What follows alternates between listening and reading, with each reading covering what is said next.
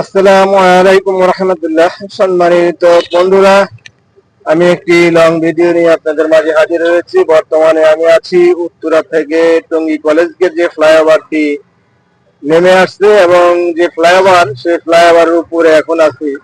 বর্তমানে দেখেন খুব একটা যানজটের ভিতরে আছি। প্রায় আপনার টঙ্গী স্টেশন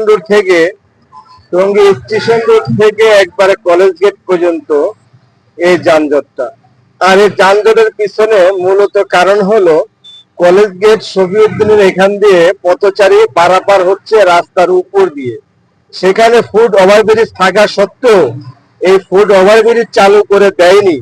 আর এই ফুট ওভারব্রিজ চালু করে না দেওয়ার কারণে পথচারী পারাপার হয় নিচ দিয়ে।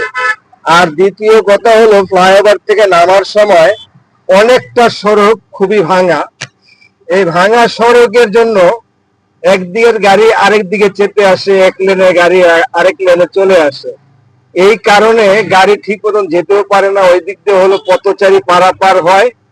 জেব্রা ক্রসিং নেই, ফুট ওভারব্রিজ আছে, কিন্তু এটা চালু করে না দেওয়ার কারণে পথচারী পারাপার হয় নিচ দিয়ে।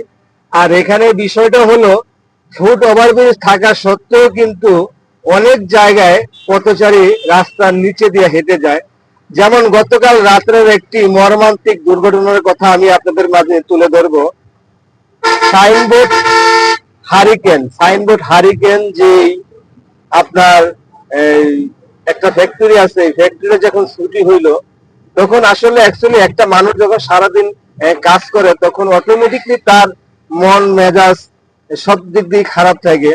তো যখন রাস্তা পারাপার হয় খুব তাড়াহুড়া করে রাস্তা পারাপার হওয়ার কারণে একটি গাড়ির নিচে চাপা পড়ে ওই যা ঘটনাস্থলে 3 জন মারা যায়। আর এই 3 জন মারা যাওয়ার কারণে আপনার এখানে খুব যানজট ছিল। প্রায় সন্ধ্যা 8টা থেকে রাত্র 12টা পর্যন্ত খুবই যানজট লেগে আছিল। রাস্তা বন্ধ করে দিয়েছিল গার্মেন্টসের কর্মীরা। তো আমি বলবো আপনারা রাস্তা পারাপার হবেন নিজের জীবনের কথা চিন্তা করে। কারণ একটি গাড়ি যখন 60 মাইল 70 মাইল গতিতে চলে তখন ওই গাড়িটি যদি নিয়ন্ত্রণ করতে হয়, গাড়িকে দাঁড় করাতে হয়, মিনিমাম 60 মিটার জায়গার প্রয়োজন। এখন আপনারা যদি 30 মিটার জায়গা দিয়ে দৌড় দেন তাহলে একজন গাড়ি চালক 60 মিটার জায়গা থেকে 30 মিটার জায়গা শর্ট করে যায়। এই 30 মিটার জায়গা কোথা থেকে আনবে? ওই সময় একজনের উপরে কি গাড়ি উঠে যায়, সে ঘটনাস্থলে মারা যায়। তো পথচারীর নিয়ম হলে পথচারী যখন রাস্তা পারাপার হবে একটি গাড়ির নিরাপদ দূরত্ব দেখে তারপরে রাস্তা পারাপার হবে।